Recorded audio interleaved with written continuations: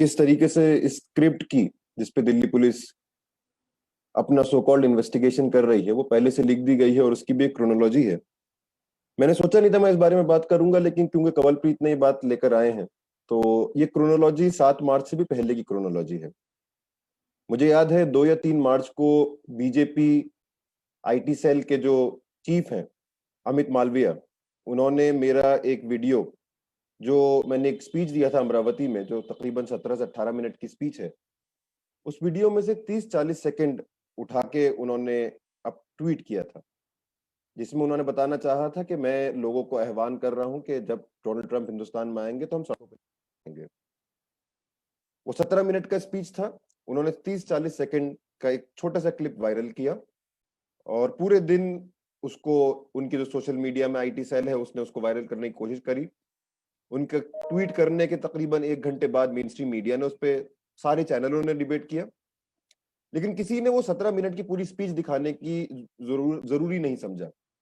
अगर उसके वो 10 सेकंड पहले और 10 सेकंड बाद की बात करते तो वो हिंसा तो दूर की बात, बल्कि मेरा पूरा का पूरा भाषण इस बात की बात कर रहा था कि हम किसी हाल में कभी हिंसक आंदोलन नहीं करेंगे। इस आंदोलन में हमारे सिर्फ 2 ही हथियार हैं जो गांधी जी ने हमको दिए थे, अहिंसा और सत्याग्रह। इस बात को मैं इसलिए बोल रहा हूं, ये 3 मार्च की बात है। 3 मार्च, 4 मार्च अमित मालविया के ट्वीट करने के बाद उनके आईटी सेल ने और मेन स्ट्रीम मीडिया का जो एक तबका है जो सरकार के साथ खड़ा रहता है, उसने इसमें बहुत चर्चा करी और ये बोला कि ये दंगे का षड्यंत्र, यही वो 10-20 सेकंड है स्पीच के जो आपने एडिट करके उस दिन ट्वीट किया था, उसको 3-4 मार्च को चलाया। जिस एफआईआर के ऊपर आज ये इन्वेस्टिगेशन हो रहा है वो एफआईआर 6 मार्च को फाइल हुई थी। मतलब ट्वीट पहले आया, स्क्रिप्ट पहले आई और उसके बाद वही चीज एफआईआर में, स्पेशल सेल में या क्राइम ब्रांच में जहां भी एफआईआर हुई थी दिल्ली पुलिस को, एक गोपनीय इन्फॉर्मर, सीक्रेट इन्फॉर्मर के इंफॉर्मेशन के आधार पे वो एफआईआर फाइल करी गई। तो मैं ये एक सवाल पूछना चाहता हूं, ये सीक्रेट इन्फॉर्मर कौन थे? ये सीक्रेट इन्फॉर्मर कहीं अमित मालविया ही तो नहीं थे? ये सीक्रेट इन्फॉर्मर कहीं बीजेपी आईटी सेल के लोग ही तो नहीं थे? क्योंकि ये सीक्रेट इन्फॉर्मेशन जो 6 मार्च को दिल्ली पुलिस के पास आई थी, वो 3 मार्च को बीजेपी का आईटी सेल और मेन स्ट्रीम मीडिया तो पहले से चला रहा था। तो क्रोनोलॉजी की बात होती है और क्रोनोलॉजी की बात हमारे गृह मंत्री करते थे एनआरसी सीए से पहले। एक क्रोनोलॉजी, जैसे कवलप्रीत ने भी बोला, एक क्रोनोलॉजी इस पूरा का पूरा इन्वेस्टिगेशन की भी क्रोनोलॉजी है, जहां पॉलिटिकल मास्टर्स इस बात को पहले बोल दिए। इस पे संसद में बाकायदा बात हुई जब इन्वेस्टिगेशन ढंग से शुरू भी नहीं हुआ था, जहां कुछ नाम पहले से ले लिए गए और बोला इन लोगों ने भी आह्वान किया था और इन लोगों की वजह से हिंसा हुई है, गृह मंत्री द्वारा और सांसदों द्वारा। तो क्या दिल्ली पुलिस आज जो इन्वेस्टिगेशन कर रही है, क्या वो जो कंक्लूजन हमारे नेताओं ने और जो रूलिंग पार्टी है पहले से लेकर आए थे, क्या उनको सही साबित करने के लिए एक तरीके से इन्वेस्टिगेशन कर रही है? क्रोनोलॉजी की अगर बात करें तो कुछ चार्जशीट जो फाइल हुई हैं और दिल्ली पुलिस की तरफ से कुछ जो बयान आए हैं, बहुत हास्यास्पद बात है कि उन्होंने भी एक क्रोनोलॉजी का जिक्र किया है और ये बताने की कोशिश करी है कि जो दंगों का षड्यंत्र है वो सीए विरोधी आंदोलन में ही पाया जाएगा और सीए विरोधी आंदोलन की क्रोनोलॉजी है।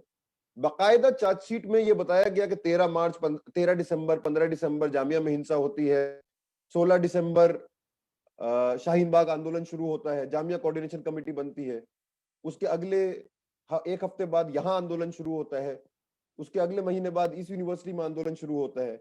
इन लोगों ने सीए के खिलाफ आंदोलन किए। क्या ये हमारा आंदोलन कोई सीक्रेट आंदोलन था? हमारा आंदोलन बिल्कुल पब्लिक आंदोलन था और आप उस पूरे आंदोलन को एक क्रोनोलॉजी के बतौर दिखा के और ये बोल के कि ये आंदोलन जिम्मेदार है जो दिल्ली में फरवरी में दंगे हुए, इस पे हम लोग सवाल खड़ा करना चाहते हैं। इस पे हम लोग दिल्ली पुलिस से सवाल खड़ा करना चाहते हैं। इस आंदोलन में वो कौन सी चीज है जिसने एक बार भी किसी को हिंसा की तरफ इंसाइट करने के लिए बोला गया हो?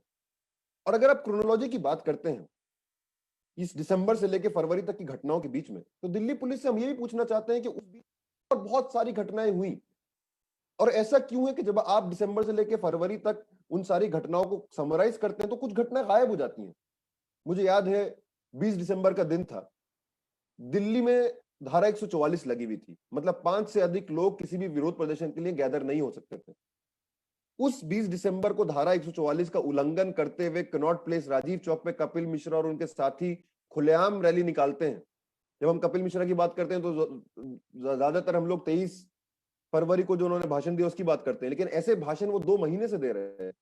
खुलेआम रैली निकालते हैं 20 दिसंबर को, बोलते हैं देश के गद्दारों को गोली मारो।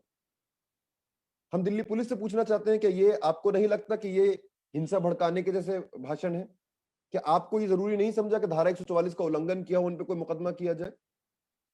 आप इस बात को लेकर चुप क्यों हैं कि 2 बार जिन आंदोलन को आप बोल रहे हैं हिंसा के लिए जिम्मेदार हैं, 2 बार उन पे ऐसी घटनाएं हुई जहां उनके ऊपर गोलियां चलाई।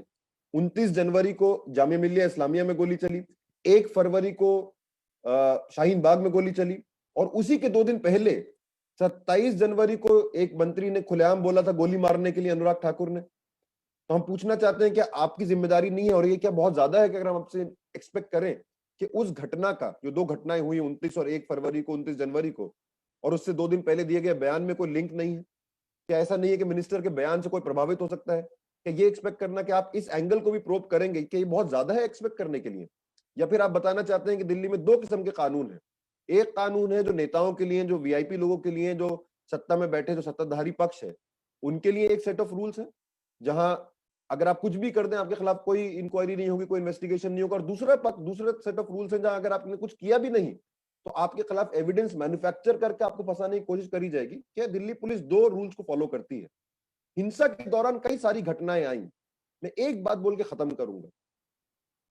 कई सारी घटनाएं आई जहां हमने पब्लिकली देखा लोग फेसबुक लाइव कर रहे हैं, मार दो काट दो, वो क्रोनोलॉजी में उनका कोई जिक्र नहीं है।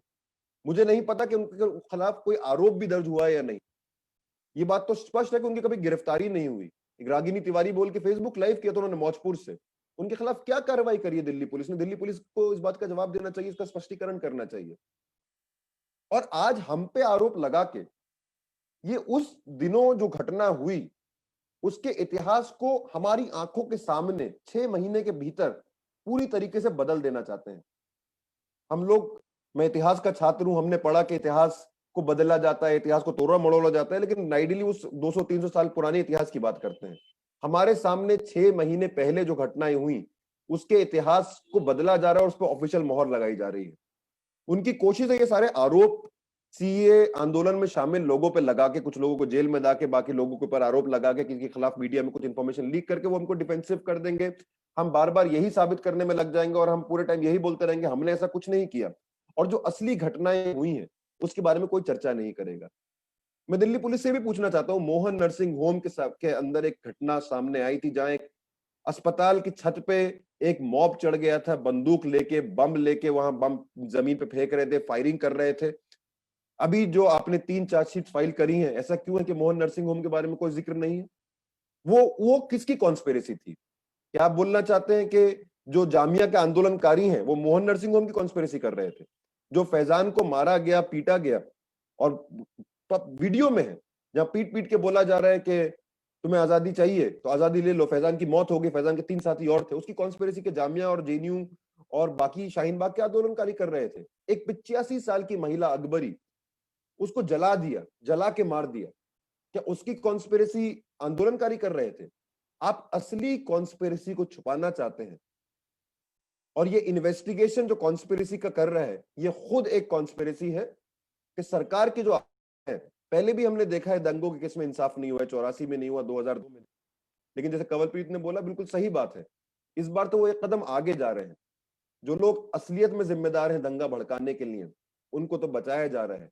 जो सरकार के आलोचक हैं ये एक मौका तलाशा जा रहा है कि साथ ही साथ उनकी आवाज को भी बंद कर दिया जाए। बहुत बहुत शुक्रिया।